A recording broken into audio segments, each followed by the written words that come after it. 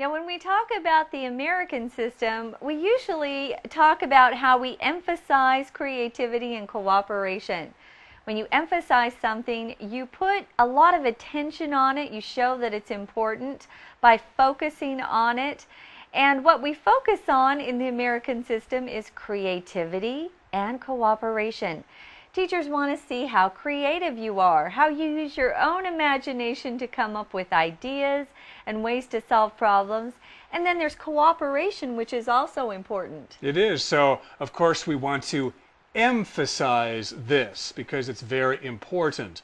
Now, something they often use to kind of test this or to encourage people with their creativity is they hold a science fair. That's when people get together with these different kinds of scientific displays. They try to demonstrate how different concepts of science work. You might try to show people, for instance, how a rocket works or how a dam can generate electricity, things like that. Yeah, I made a volcano when I was a kid. Wow. Yeah, it was a cool science project.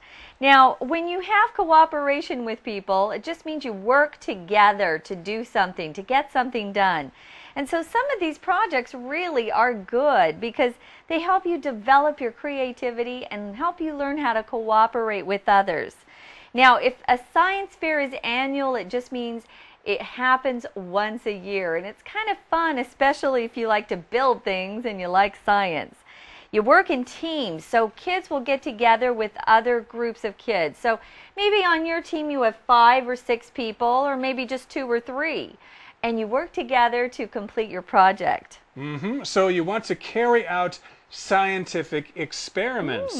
An experiment is like a scientific test. If you're a scientist, you might have some idea about chemicals or something like that, but you need to test it. So in order to test your idea, you will need to carry out an experiment. To carry something out means you go through the process in order to reach the goal that you want to reach. So during a science fair, you might do something like this with your classmates. You'll be cooperating to carry out these experiments. Now, what's interesting about the science fair projects is they are graded on different things, not just how cool your science project looks, but how creative you were, and also how well the team got along. Did you cooperate well, or did you fight and argue about everything?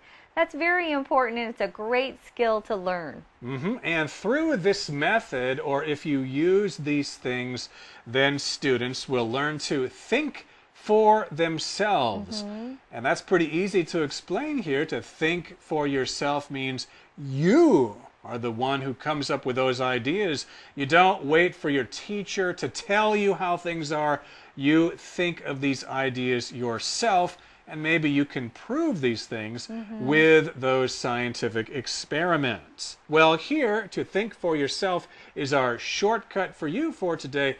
Let's take a closer look.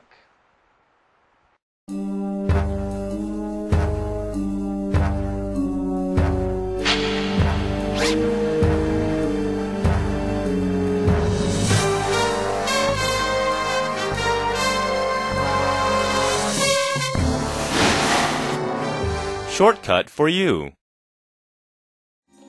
My sister keeps asking me what clothes she should wear.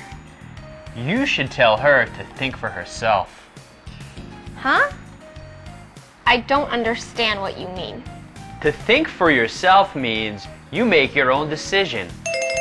Oh, so to think for yourself means 自己做决定或独立思考的意思。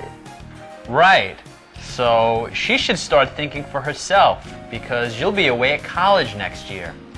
That's true, but I still need to choose whether I should go to school in the US or in Australia. Well, you should just think for yourself and choose one. It's not that easy. My parents also need to approve my choice. Well, I guess if they're paying for your education, you can't think for yourself. Now, we use different teaching methods in every class we take. It depends on your teacher, of course, what kind of class you're going to have. Some teachers like a lot of projects. Some people prefer just to lecture and ask questions of their students. You know, people are all different, and so are teachers, of course. But one thing's always the same in each class. If you want to be at the top of your class and be the top student in the class, you have to do all the work that is required. You also need to have a great attitude, and you need to do your homework on time. A lot of kids turn their homework in late. And you also have to pay attention in class. You know, you need to be respectful and listen to the teacher and be willing to participate. So there are all sorts of things you need to consider when you go to school in the USA. All of these things are important, not just memorizing facts for the test. And there are no shortcuts to success. A shortcut is just the short way to get from point A to point B. If you're stuck in traffic, maybe you're looking for a shortcut, a quicker and faster way, a shorter way to get to where you're going. But there's no shortcut to success. You will have to do all of these things. But in the end, it's not all that hard. Okay, everybody, we'll finish our lesson right now by listening to our Chinese teacher one more time.